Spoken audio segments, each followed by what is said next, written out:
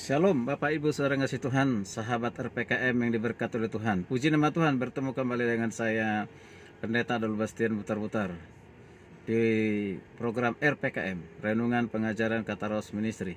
Dalam kesempatan yang baik ini kita barangkali menyoroti berita yang katanya heboh. Kalau menurut saya sih tidak perlu heboh. Yaitu siapa? Tentang apa? Nania Idol. Sudah 13 tahun menjadi orang Kristen, sekarang kembali ke agama yang lama.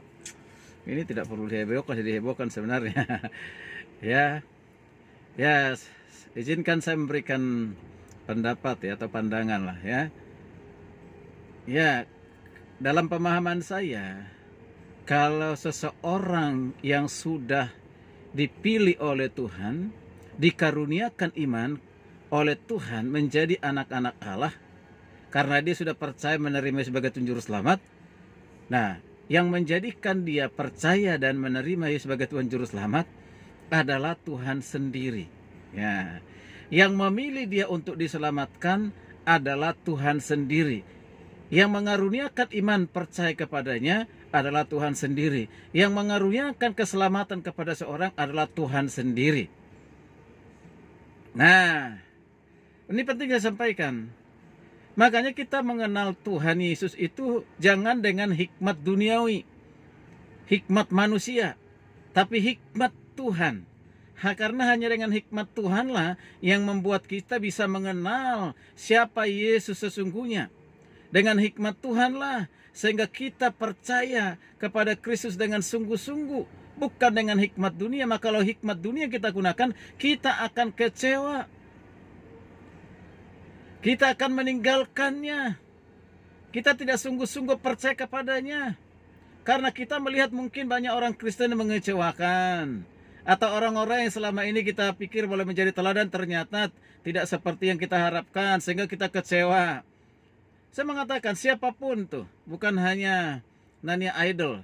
Bagi orang yang sudah pernah menjadi orang Kristen, lalu meninggalkannya, pindah ke agama lain atau keyakinan yang lain, hanya ada dua kemungkinan. Kemungkinan pertama, sesungguhnya dia belum mengenal Yesus dengan sungguh-sungguh, atau mengenal Yesus itu hanya dengan hikmat dunia, makanya kecewa.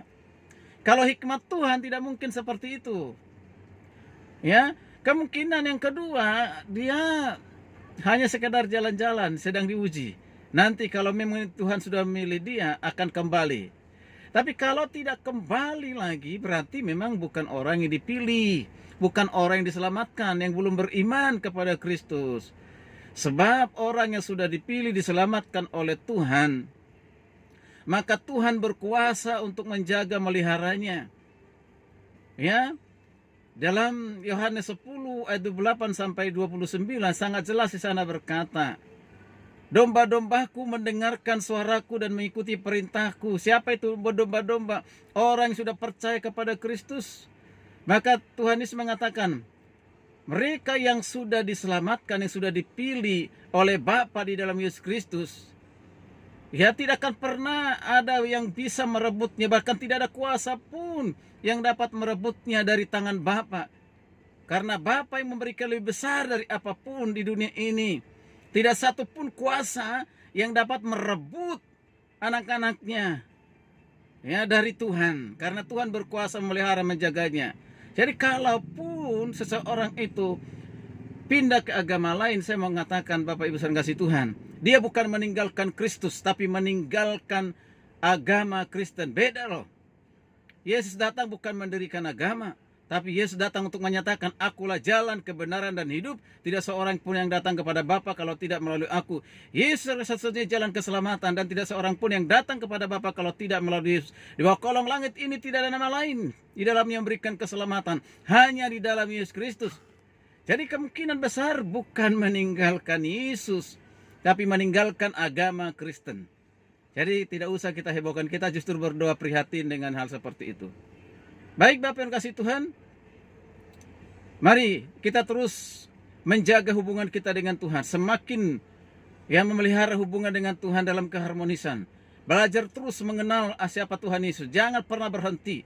Jangan pernah berhenti, minta hikmat dari Tuhan supaya kita bisa mengenalnya. Kalau kita sudah mengenal dengan benar siapa Yesus, kita tidak akan pernah kecewa, kita tidak akan pernah tinggalkan, kita akan tetap setia kepadanya, dan Tuhan tidak pernah meninggalkan kita.